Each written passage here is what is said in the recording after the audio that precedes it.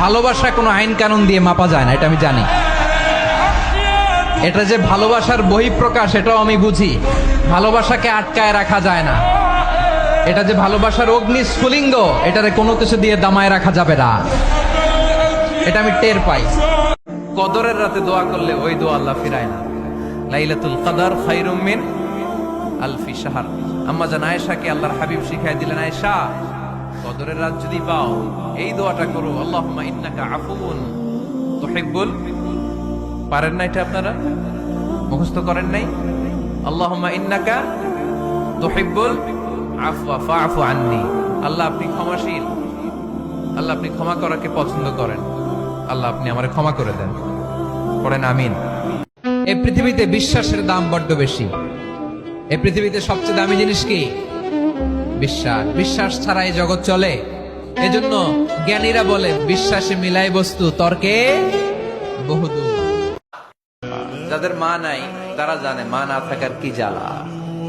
যাদের বাবা নাই তারা জানে বাবা না থাকার কি জ্বালা। এখন ঘরে ঝগড়া করে, এখন ভাল লাগে না আব্বা আম্মারে, এখন আব্বা এই ভুল ধরে, আম্মা এইটা বলে, এখন অনেক অসহ্য লাগে।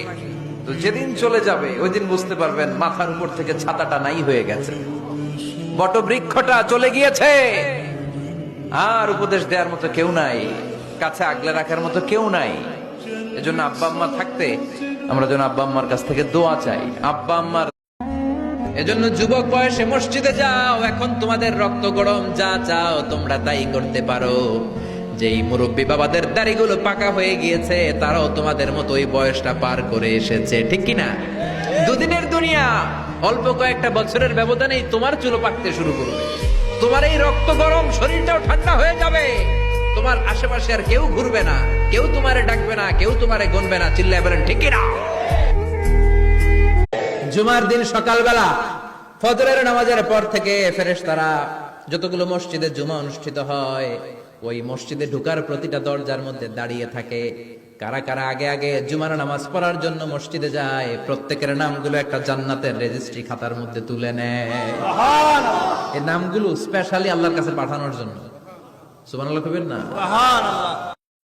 আপনার রব আপনার সাথেই আছে, এটা সবসময় ফিল করবেন যে আমার রব আমার সাথে আছে।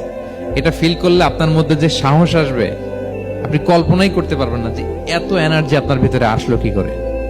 আপনারা খেয়াল করেছেন বছর খানিক আগে ভারতবর্ষের আমাদের এক বোনের সামনে কিছু সন্ত্রাসী ওরা জয় শ্রীরাম বলতেছিল, মনে আছে? কিন্তু আমার ওই বোন মুস্কান কি বলছিল বলেন তো? তার এক আল্লাহু আকবারে